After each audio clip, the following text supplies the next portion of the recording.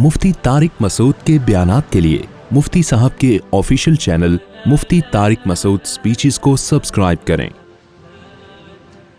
अच्छा, ये जो कुर्बानी के जानवर हम ज़बह करते हैं ना, बाज़ लोग रो रहे होते हैं, ये वाकई कैफियत होती है। जानवर ऐसा पल जाता है, इंसान को ऐसी मोहब्बत हो जाती है, फिर इंसान कहता है यार अल्लाह ने क्यों हमें हुक्म दिया हम काटें। असल में यहाँ भी अल्लाह आपको कुर्बानी में दुनिया का मुसाफिर खाना होना बता रहा है कि आज नहीं तो कल जुदा होना है। बाज़ लोग पालते हैं, हमारी वालदा ने बकरी पाली थी, वो बकरी बेचारी बीमारी में मर गई। वो इतनी वालदा को उस बकरी से और बकरी को हमारी वालदा से मोहब्बत हो गई थी कि जिस दिन वो बकरी मर रही थी हमारी वालदा हिचकियाँ ले लेके रो रही थी। यहाँ मैं एक गैर मुस्लिमों के लिए एक बात करना चाहता हूँ। आज कुछ बिखरा हुआ खिचड़ी पका हुआ बयान हो रहा है तो चलने दो, कोशिश करूँगा टॉपिक पर रहूँ मैं। बहुत से गैर मुस्लिम ये कहते हैं कि मुसलमान बड़े जालिम होते हैं, जानवरों को क्या करते हैं, बकरीद में काटते हैं, रहम दिल नहीं होते। ये बात 100% गलत है। हम जब जानवर पालते हैं ना तो हमें काटते हुए उस पर तरस भी आता है और हमारा दिल भी दुखता है। ऐसा नहीं है कि दिल नहीं दुखता। सवाल पैदा होता है फिर काटते क्यों हैं? भाई अगर तुम मशवरा देते हम नहीं काटते। ये हुक्म कौन दे रहा है? अल्लाह हुक्म दे रहा है। अल्लाह कह रहा है मेरी मोहब्बत और इसकी मोहब्बत में तरजीह किसको देते हो? अल्लाह के मुकाबले में, क्योंकि पैदा किसने किया है? अल्लाह ने किया है। तो हम उस अल्लाह को मानते हैं जिसके लिए हमें कुर्बानी देनी पड़े। जबकि आप जिस अल्लाह को मान रहे हो उस अल्लाह का सिवाय अर्श पे बैठा हुआ आपके साथ और कोई रिश्ता है ही नहीं। जब भी कोई आपसे मोहब्बत करता है तो मोहब्बत का इम्तिहान लेता है कि नहीं लेता? तो इम्तिहान लेता है तो अल्लाह भी। और फिर इसमें इन जानवरों का भी फायदा है। वक्ती तौर पे तो ये कट रहा है, किसी के काम आ रहा है, इंसानों का पेट भर रहा है। अगर ये ना काटते तो ये जानवर बूढ़े होके ऐसे तरस तरस के मरते जैसे कि गैर मुस्लिम ओल्ड हाउस में मरते हैं। नहीं आई बात? मेरा ख्याल है समझ में।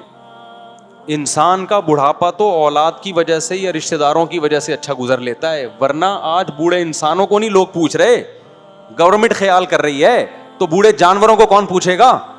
ये गाय अगर बूढ़ी हो जाए और काटने पर पाबंदी हो कि इसके जब जवान काट नहीं सकते, या बैल की बात कर लेते हैं, काट नहीं सकते, तो ये क्या होगी? बुढ़ापे तक पहुंचेगी कि नहीं पहुंचेगी? तो बुढ़ापे में तुम्हारा बाप इसका पेट भरेगा। अबे क्या हो गया? दोबारा से बात चीजें इतनी खिचपिच हो जाती है ना, समझ में नहीं आती। देखो ये जो गाय है ना या बैल है, ये वो जानवर है जिसका पेट इंसान भरते हैं। ये खुद से अपना पेट नहीं भर सकते, इनको बहुत ज्यादा खुराक चाहिए। हत्ता कि गांव देहातों में भी रहते हैं तो इंसान इनका पेट भरते हैं। जमीन पे चरने के लिए छोड़ेंगे तो इनके लिए स्पेशल घास लगानी पड़ती है। कुछ जानवर ऐसे होते हैं ना जंगलों में खुद ही पल जाते हैं। ये जो 4 किस्म के जानवर है ना, ऊंट, गाय, भैंस, बकरी, ये खुद नहीं पलते। ये हजारों साल पहले भी इंसान ही पालता आया है। इनका पेट कौन भरेगा? इंसान। हमें याद है एक दफा बकरीद में गाय भाग गई, 3 दिन के बाद मिली तो पेट चिपक के अंदर हो चुका था, उसका पेट ही नहीं भरा, क्योंकि कहां से खाती इतना। अरे बिल्ली तो गली महल्ले में घूमेगी, वहां से एक हड्डी खा ली उसने, एक कुत्ते ने इधर से कुछ खा लिया, पेट भर गया उसका। इनका ऐसा नहीं है, इनको पूरी पूरी देग चाहिए घास की। एक एक टाइम पे, एक टाइम भी ना मिले तो ये आधे हो जाते हैं। तो ये जानवर, 4 जानवर, ऊंट, बकरी, दुम्बा। और अच्छी आसान मिसाल देता हूं, ऑस्ट्रेलिया में 2-3 साल पहले 10,000 ऊंटों को शूट किया है वहां की गवर्नमेंट ने जंगलों में। क्यों? यहीं से इबरत हासिल करो कि इस्लाम ने कैसा बेहतरीन हुक्म दिया ऊंट को नहर करने का, कि तुम्हें काटना पड़ेगा। क्यों? इनकी जो नस्ल बढ़ती है, इनको खिलाता है इंसान, किसके लिए? अपने फायदे के लिए। अगर इंसान का फायदा नहीं होगा तो इंसान खिलाएगा इनको? नहीं खिलाएगा। ऑस्ट्रेलिया वालों ऊंट खा नहीं रहे, इतने ऊंट जंगलों में पल रहे हैं, जंगलों का सफाया शुरू कर दिया उन्होंने, पानी इतना पीना शुरू किया, उनकी नहरों में पानी की शॉर्टेज। उन्होंने बोला भाई इनको मारो, नहीं इनको मारोगे तो बाकी जानवर क्या हो जाएंगे? वो मर जाएंगे, फिर ग्रीनरी खत्म हो जाएगी।